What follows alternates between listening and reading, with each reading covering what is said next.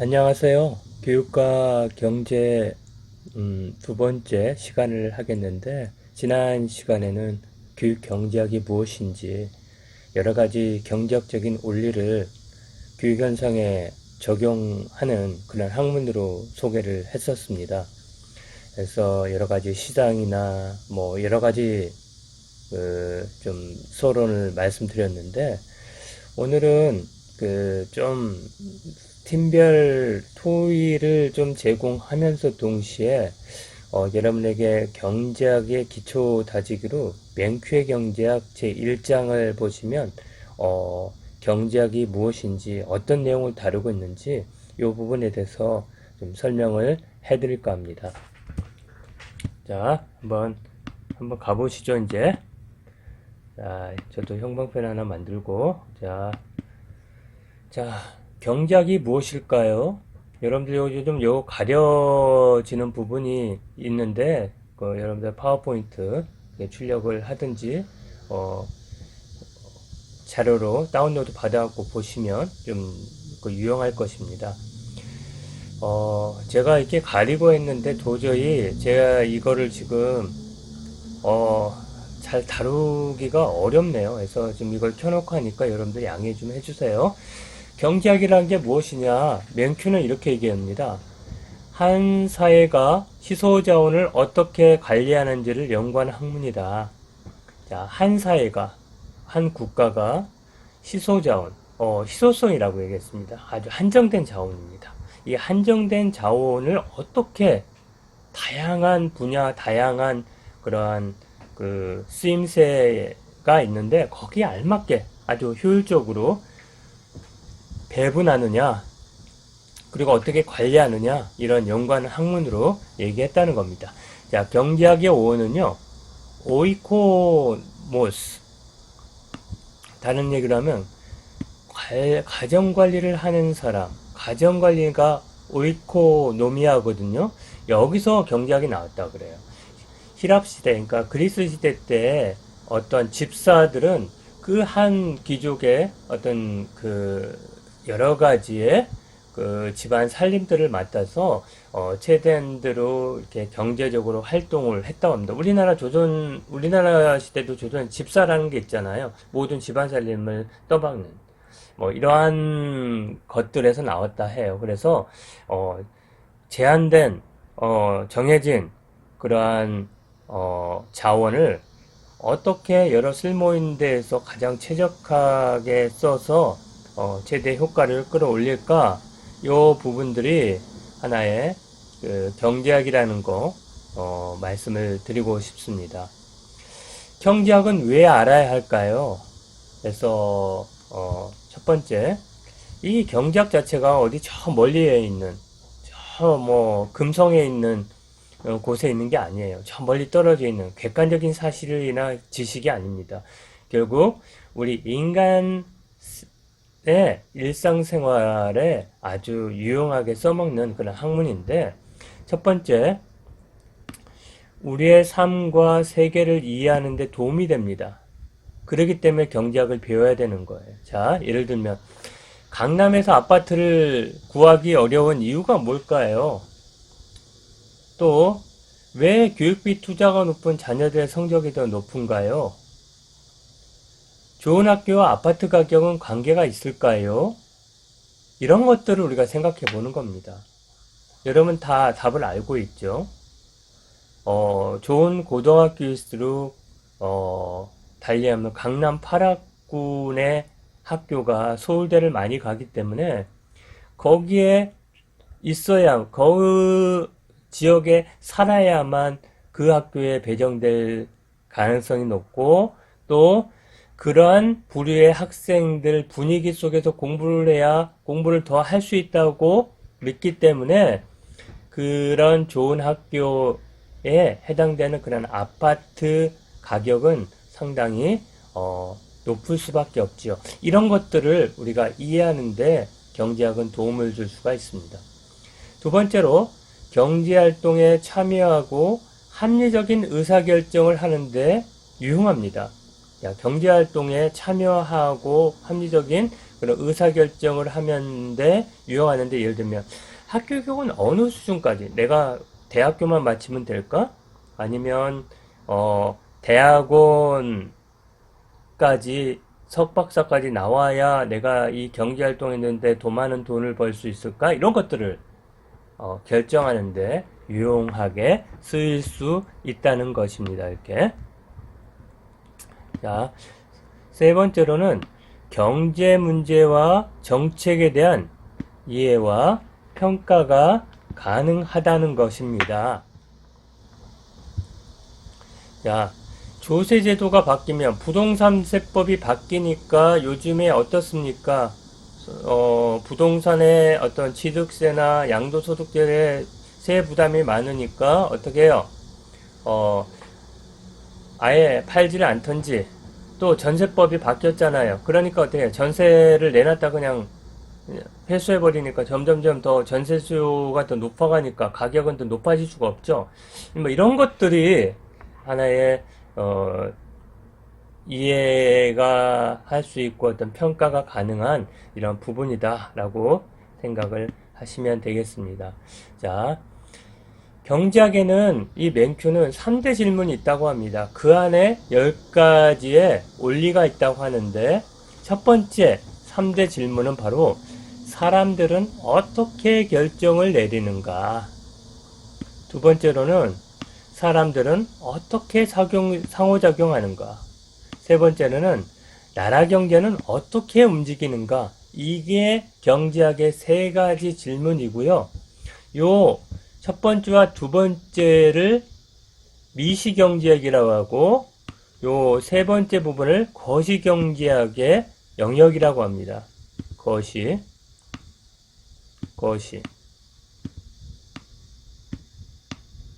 여기가 거시. 그 다음에 요 두 가지가 어떤 미시경제학의 영역인데, 자, 사람들은 어떻게 결정을 내리는가에 관련된 이런 원리들은 네 가지인데, 첫 번째, 모든 선택에는 대가가 있다. 그렇죠? 비용이나 어떤 것들에 돈을 쓰지 않고 움직이는 거 없어요.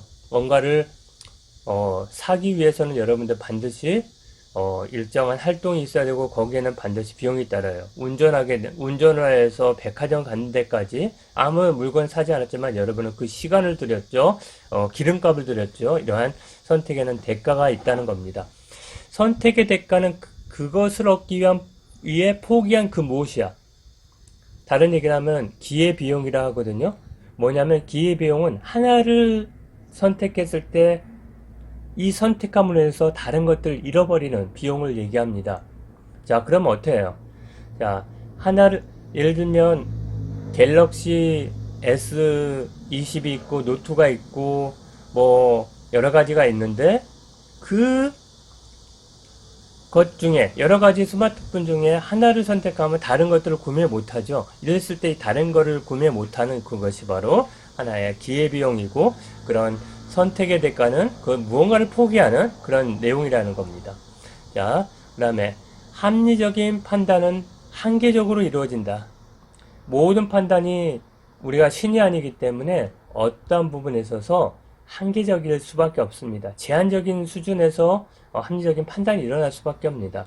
여기에는 완전한 어떤 정보도 없고, 뭐 어떤 것이 과연 효용인지, 이런 것들에 대한 우리가 어떻게 보면 정보 비대称현상이 일어나기 때문에 합리적인 판단은 한계적으로 이 정도면 됐겠지, 이렇게 생각을 하는 겁니다.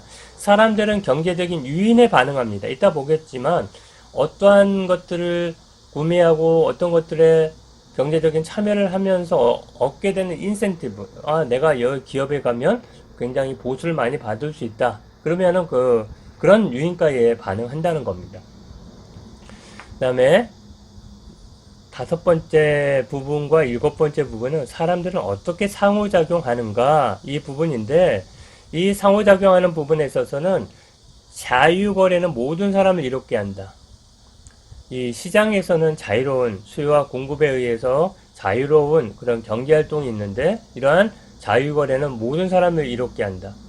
또 내가 잘할 수 있는 상품을 만들어서 어떻게 해요? 다른 사람이 잘하는 상품을 교환할 때 더 이롭게 되죠. 더 좋은 상품, 품질의 어떤 서비스를 받을 수 있으니까. 그 다음에 여섯 번째, 일반적으로 시장이 경제활동을 조직하는 좋은 수단이 된다. 시장이 경제활동을 조직하는 좋은 수단이다. 그 말이죠. 그 다음에 경우에 따라서 정부가 시장 성과를 개선할 수, 이렇게 침체기에 어때요? 코로나 상황이 어때요? 정부가 돈을 풀어서 어떤 면에서 재난지원금을 줘서 동네 시장을 살리잖아요.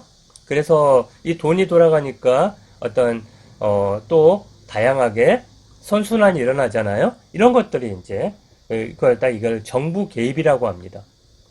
그 다음에 나라 경제는 어떻게 움직이는가, 이것도 세 가지가 있는데, 첫 번째는 한 나라의 생활 수준은 그 나라의 생산 능력에 달려 있다. 그렇죠?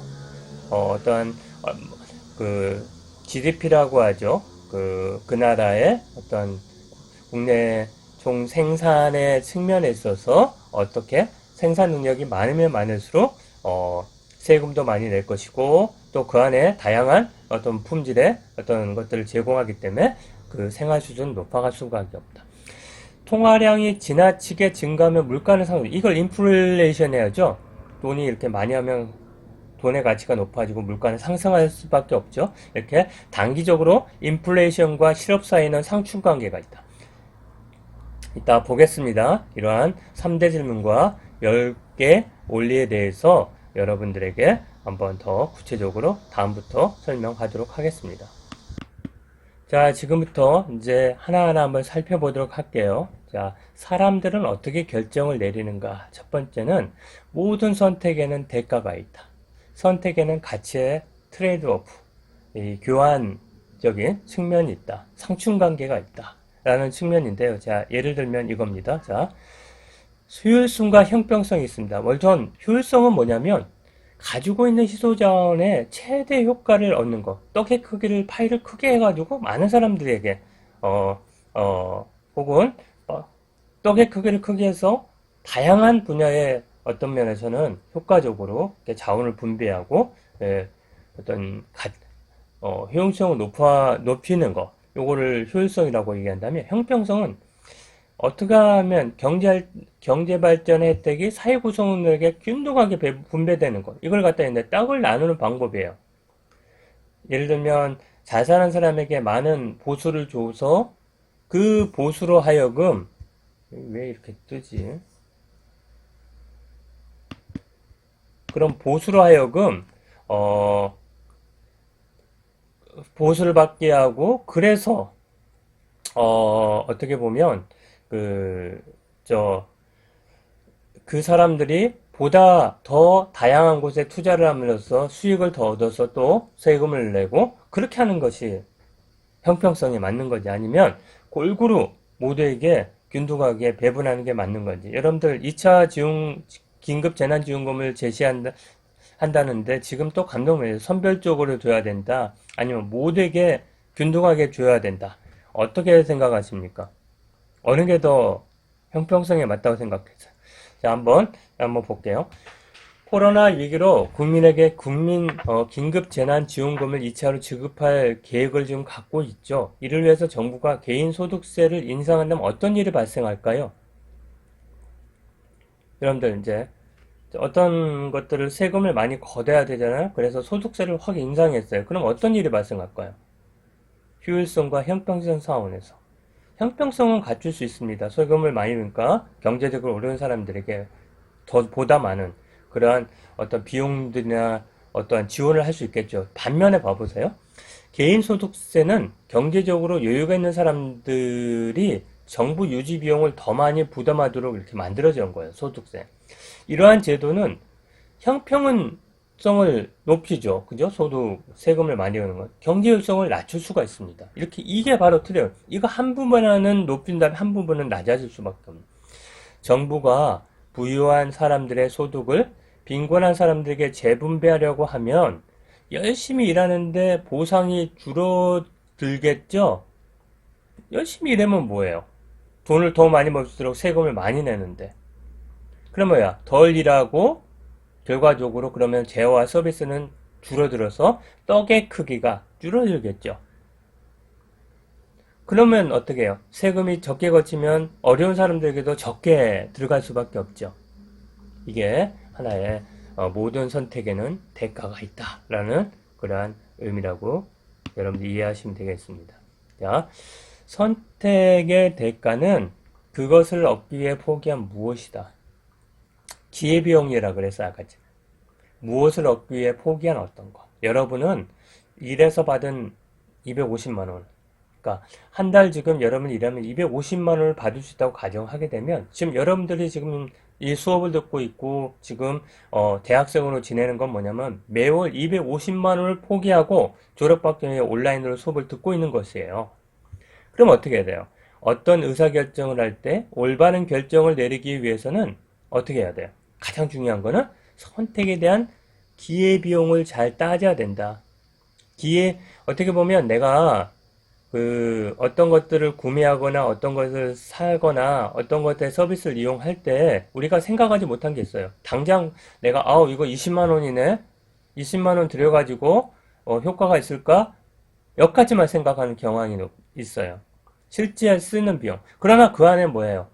이미 그거를 삼으로써 다른 것들을 샀더라면, 혹은 그거를 사지 않고 다른 거를 했더라면 더 효용성이 높아질 수가 있는 그런 기회비용을 함께 결합해서 기회비용과 실제 비용을 계산해 봐도 이거를 사는 게 더 굉장한 효용이 있다면 그때 구매를 해야 된다는 거죠.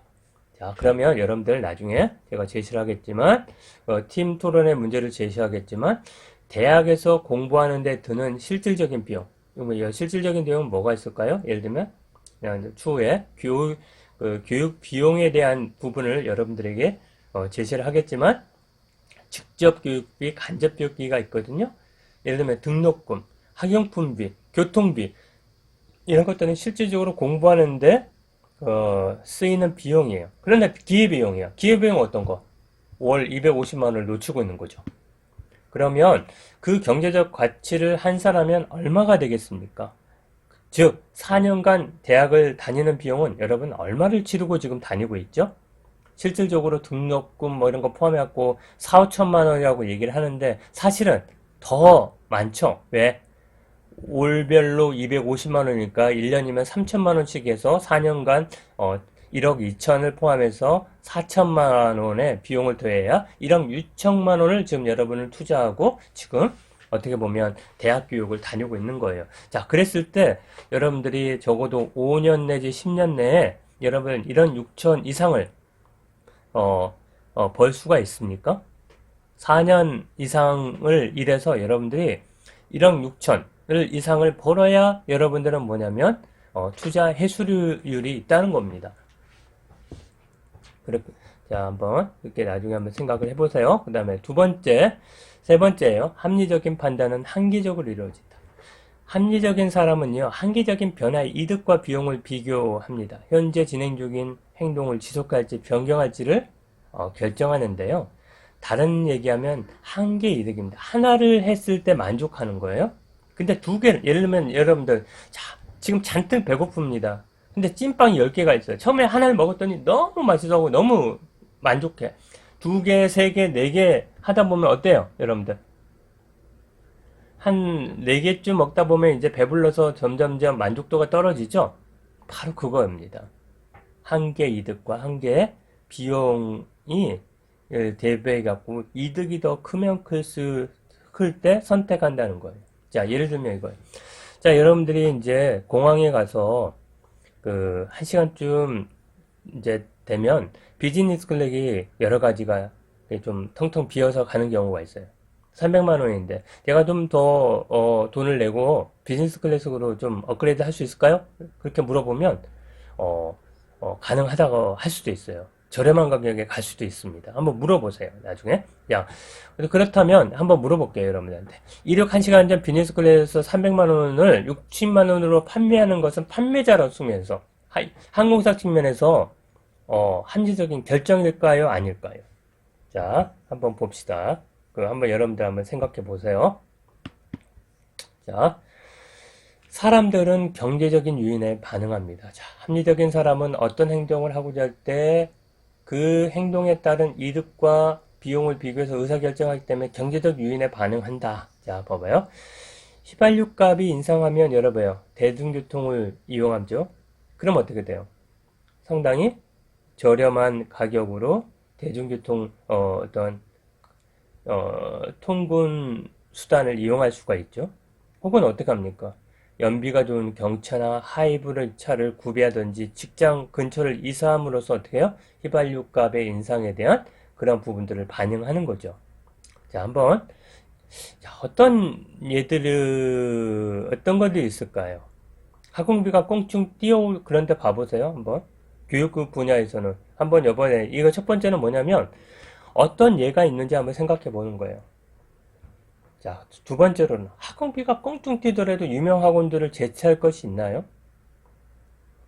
즉, 높은 학원비를 투자하더라도 좋은 학원에 보내서 아이들에게 교육 서비스를 받게 하는 프로그램을 듣게 하는 그게 학부모들의 마음인데 그게 대체할 게 있습니까? 경제적 요인에 반응한다는 그런 신뢰가 될 수 있을까요?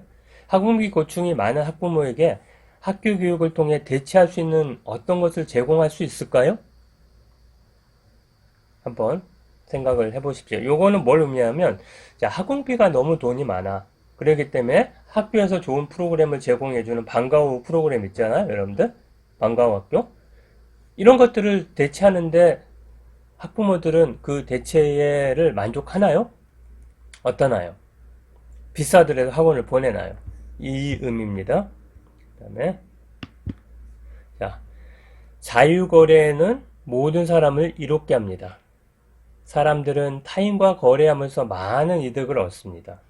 자신이 가장 잘할 수 있는 일에 특화함으로써 상호 간 질 높은 다양한 제어와 서비스를 즐길 수 있죠. 제가 A라는 그러한 특화된 프로그램이 갖고 있는 학원이 있어요.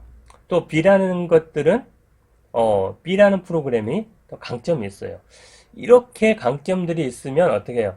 사람들은 이 강점을 이용한 학원들을 더 찾고 하겠죠. 한 군데에 몰리지는 않잖아요. 그렇기 때문에 어떻게 특함으로써 이러한 다양한 제와 서비스를 즐길 수 있을 뿐더러 또 하나는 그렇게 특화되어야 어떻게 보면 오히려 다양한 서비스의 구매력이 더 높아질 수도 있다 이 말입니다.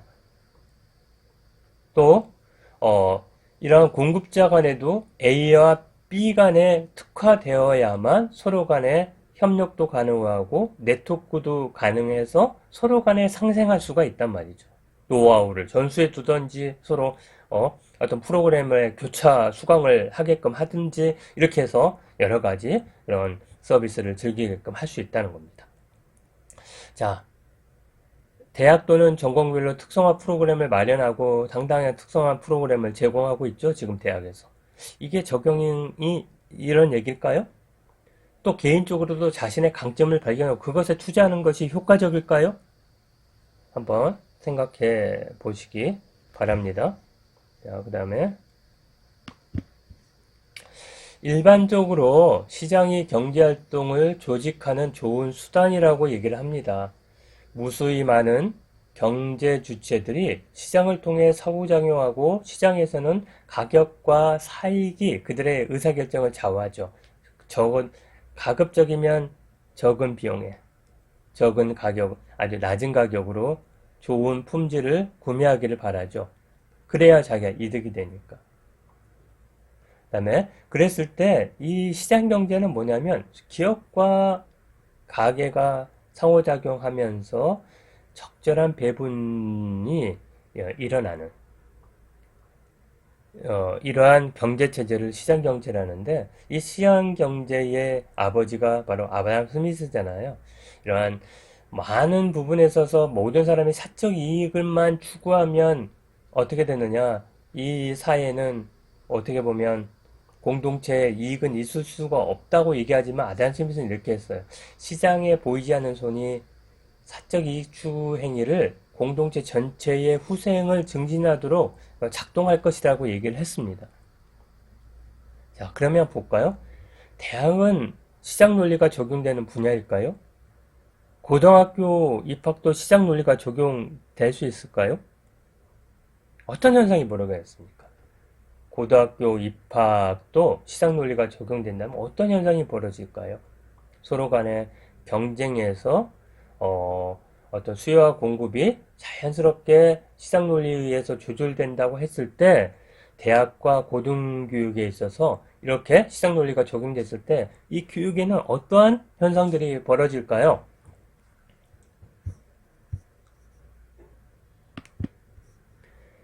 다음에 경우에 따라서 정부가 시장 성과를 개선할 수 있다. 자, 보이지 않는 손은 정부가 법을 잘 집행하고 시장 경제의 기본이 되는, 제가 타이프를 아주 엄청나게 잘 쳤네요. 기본이 되는, 잘 집행하고, 기본이 되는 제도와 기구를 잘 유지하고 그런 역할만 하면 된다 그랬어요. 왜냐하면 시장은 보이지 않는 손에 의해서 수요와 공급이 잘 조절되고 가격도 잘 책정되고 그래 인해 갖고 각각의 어떤 참여자들이 각각의 이득을 추구하는 그 자체가 공동체의 어떤 효용을 더 높일 수 있다. 아까 전에 얘기했지만 서로 잘한 것들을 그 어떤 상품과 서비스를 제공하면 아주 모두가 다 아주 효용성이 높은 서비스와 만족도를 이렇게 만족을 구할 수 있기 때문에 그럴 수 있다. 자, 그런데 봐봐요. 그렇게 수요와 공급의 시장 경제가 어떻게 보면 잘 돌아가야 되는데 이렇게 코로나 위기가 왔더니 어떻게 돼요? 여러분들. 시장 수요와 공급은 저리 가도 거의 시장 자체가 완전히 침체가 될 뿐만 아니라 거의 거래가 이루어지지 않잖아요. 왜? 소득도 떨어지고 또 어디 가서 살 수가 없어. 그렇기 때문에 어떻게 돼? 이번에 그 정부가 양적 완화를 했죠. 어떻게? 지원금을 주면서 각 지역의 시장이나 적절한 곳에서 여러분들이 사 먹고 여러 가지 써라. 그래서 경제가 확 돌아가게 만들었잖아요. 이것처럼 말이에요. 이런 조치를 하면서 시장 성과나 시장의 어떠한 침체를 극복할 수가 있는 거예요. 실업이나 경기 침체를 타개하도록 어떻게 해요? 또 정부는 다양한 정부 주도의 기간 산업, 요즘에 뉴딜 정책이라고 하는데 이러한 여러 가지 정책을 펼치면서 어떻게 고용시장 또 여러 가지 원자료 또 여러 가지 상품 또 여러 가지의 어떤 돈의 흐름을 갖게 해서 어떤 면에서는 이 경기 침체를 타개하려고 하는 이런 이제 흐름이 있죠. 그죠? 정부가 시장에 개입해야 될 이유는 효율성을 높이는 경우와 형평성을 높이려는 경우가 있어요. 보이지 않는 손에 의해 효율적인 자원 배분이 이루어지지 않을 때 정부가 개입해요. 독점이 있거나 지금 어떤 면에서는 부동산 이 부분들을 개입해서 어떻게 보면 구매를 하고 싶은데 돈을 적거나 오히려 정말 필요한 사람들에게 주택을 공급하기 위해서 이렇게 규제를 하잖아요. 이런 거예요. 그래서 시장이 작동이 안 되고 정부가 개입한다는 그거를 갖다 시장 실패라고 합니다. 마켓 페일러. 시장 실패요. 그리고 소득이 불평등할 때요. 조세 제도를 통해 갖고 형평성을 맞추려고 합니다. 이런 것들이 다 시장 성과를 개선하기 위한 어떤 정부의 어떤 노력이다라고 보시면 되겠습니다. 자, 다음. 경우에 따라서는 정부가 시장 성과를 개선할 수 있다고 얘기합니다. 시장 실패의 원인은 외부 효과가 있어요.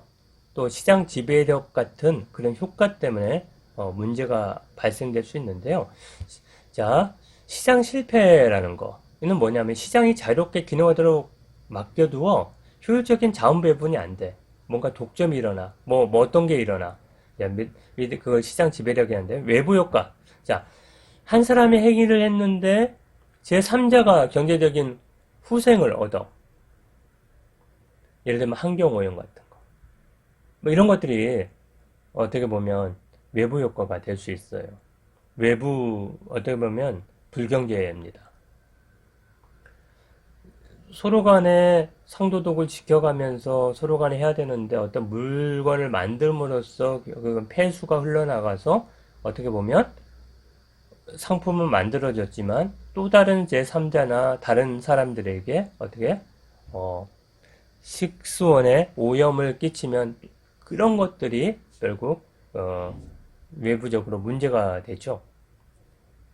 또 하나는 뭐냐면 여기 아파트를 개발했는데 주변에 있는 상가들이 이 부동산 가격이 올라가는 이런 것들도 외부 효과거든요. 이런 것들에 대한 부분들을 통제를 못 한다는 거예요, 시장은. 그다음에 시장 지배. 한 사람 또는 소수의 사람들이 시장 가격에 상당한 영향을 미칠 수 있는 능력을 얘기해요. 독점을 한다고 되죠. 한 마리 우물 하나야. 근데 그 소유자는 어떻게? 독점력을 행사함으로써 어떻게? 부르는 게 갑이에요. 이러면 시장에 어떤 성과가 있을 수 없어요. 어떻게? 그때 정부가 나서서 우물을 몇 개를 더 판다거나 아니면 어떤 최고 가격제를 준다거나 이렇게 통제를 함으로써 시장의 성과를 개선하는다. 이런 얘기입니다. 자, 그 다음에 한 날이래. 진짜 이거 진짜 제가 정말 미안합니다. 한 나라의 생활 수준은 그 나라의 생산 능력에 달려 있다. 국민 생활 수준의 변화는 거의 모든 경우 국가 간 생산성 차이에서 기인합니다. 즉, 보세요. 우리나라하고 북한하고 봅시다. 생산성 어디가 높습니까? 우리나라가 훨씬 높죠. 그러면 어떻게? 국민의 생활 수준은 훨씬 높아진다는 겁니다. 그러니까 한 나라가 얼마만큼의 생산성을 증가하느냐에 따라 가지고 그 나라의 GDP나 그 나라의 1인당 국민 소득들이 엄청나게 높아가고 그래서 소득이 높은 나라는 생활 수준이 높아진다는 거죠. 그 다음에 생산성과 왜 이렇게 오타가 많지? 생산성과 국민 생활 수준의 관계는 정부 정책에도 중요한 의미가 있습니다. 정부의 정책이 국민 생활 수준에 미치는 영향을 알려면 먼저 그 정책이 재화와 서비스 생산 능력에 어떤 영향을 미치는지 생각해 보셔야 합니다. 생활 수준을 향상시키는 가장 확실한 방법은 뭐야? 생산성 향상입니다. 잘 교육받은 근로자들이 좋은 장비와 최고의 기술로 생산활동을 임하도록 보장해주면 보상해서 생산성은 높아지고 그래서 생산성이 높아지면 소득도 높아지고 그래서 어떻게 삶의 질은 향상되고 이런 거네요. 그래서 이런 것들이 하나의 인적 자본론이 여기서 고려가 되는 거예요. 그래서 국가의 생산성을 풀게내면 사람에게 투자하고 사람들의 어떤 지식이나 어떤 스킬들이 높아가면 어떤 생산성이 높아진다. 이게 인적 자본론이거든요. 뭐 요즘에 말하는 인적 자원 개발이라고 볼 수 있습니다. 그래서 대학에 대한 국가의 투자가 국가의 생산 능력 향상, 즉 국가 수준의 인적 자원 개발의 효율성을 제고하고 있을까요? 어떨까요, 여러분들? 대학 나오면 모두가 다 이렇게 국가뿐만 아니라 지역의 어떤 생산성 향상에 도움이 된다고 생각하시니까 어떻습니까, 여러분들은? 자, 통화량이 지나치게 증가하면 물가는 상승합니다. 그죠? 무엇이 인플레이션을 유발할까요? 높은 물가 상승률이든 지속되는 물가 상승이든 그 건재는 통화량의 증가가 원인입니다. 인플레이션이 뭐냐면 물가 수준의 전반적인 상승 현상을 얘기하거든요. 통화량이 많아지면 많아질수록 물가가 높아진다. 그렇죠. 돈은 엄청나게 많은데 물건은 적어요. 그럼 어떻게? 물가가 높아질 수밖에 없죠. 그 다음에 단기적으로 인플레이션과 실업 사이에 상충관계가 있어요. 자, 통화량의 증가는 장기적으로 어떻게 해요? 물가 수준의 상승을 갖고 오고 통화량의 증가의 단기 효과는 이렇게. 자, 경제 내에서 통화량이 증가하면 지출이 증가하죠. 그 결과 재화 서비스에 대한 수요도 증가하죠. 그렇게 되면 어떻게 해요? 수요가 증가하면 시간의 흐름에 따라 가격은 인상되지만 기업들은 생산력을 늘리게 돼 더 많은 고용을 할 것이기 때문에 실업률은 낮아진다. 이런 것들이 하나의 내용으로 제시가 될 수 있습니다. 자, 한번 정리를 해볼게요. 자, 개인의 의사결정에 관한 근본적인 교훈은 사람들은 여러 가지 목표 중 반드시 선택을 해야 한다는 것. 선택은 그 때문에 포기한 다른 어떤 가능성이라는 것. 그 다음에 합리적인 사람들은 한계의 비용과 한계의 이득을 비교함으로써 의사결정을 내린다는 점. 사람들은 주어진 요인에 반응하여 그들의 행동을 바꾼다는 것입니다. 사람들 사이의 상호관계에 관한 근본적인 교훈은 자유거래와 상호 의존관계는 거래 양방에 이롭게 한다는 겁니다. 시장 기능이 경제활동을 조직하기에 비교적 좋은 수단이라는 것. 정부가 시장 실패를 치유하거나 형평성을 높여 시장 성과를 개선할 수 있다는 것이죠. 나라 경제에 관한 근본적인 교훈은 생산성이 생활 수준의 궁극적인 결정 요인이라는 것, 통화량의 증가가 물가 상승의 궁극적인 요인이라는 것, 또 정부는 단기적으로 인플레이션과 실업을 막변하는 선택을 해야 한다는 것. 이런 것들이 지금 배웠던 정체적인 내용입니다. 자, 여러분들 경제학의 부분에 있어서 맨큐의 경제학은 굉장히 유명한 책 중에 하나거든요. 그러니까 여러분들 그 도서관에 맨큐의 경제학을 어떤 뭐 판을 봐도 돼요. 1판, 2판, 뭐 5판, 뭐 6판, 저는 6판으로 이걸 지금 제공했지만 8판까지 나온 것 같아요. 그거에 1장을 복사라든 여러분들 해서 꼭 한번 읽어보시고 공부를 해보시기 바랍니다. 참고로 유튜브에도 지금 이 맨큐의 경제학 이 10가지 원리에 대해서 어떤 분이 굉장히 자세하고 상세하게 저보다 더 훌륭하게 경제학자로서 설명한 분이 계시더라고요. 그리고 아울러 여러분들에게 말씀드리면, 자, 제가 다양한 유튜브들을 보면서 여러분들에게 지금 여기에 해당되는 내용들 또 뭐 여러 가지 용어들의 아주 쉬운 것들을 찾아서 여러분들에게 올려드리겠습니다. 그러면 여러분은 쉽게 이해도 가능하고 하니 정말 경제학을 어렵게 생각하지 마시고 이런 측면들이 교육에는 어떻게 적용이 돼서 우리가 해석하고 또 교육적인 측면에서 경제적인 현적인 그런 의사결정을 내릴 수 있을까 이것들을 한번 같이 공부해 보시기 바랍니다. 자, 이상으로 마치겠습니다.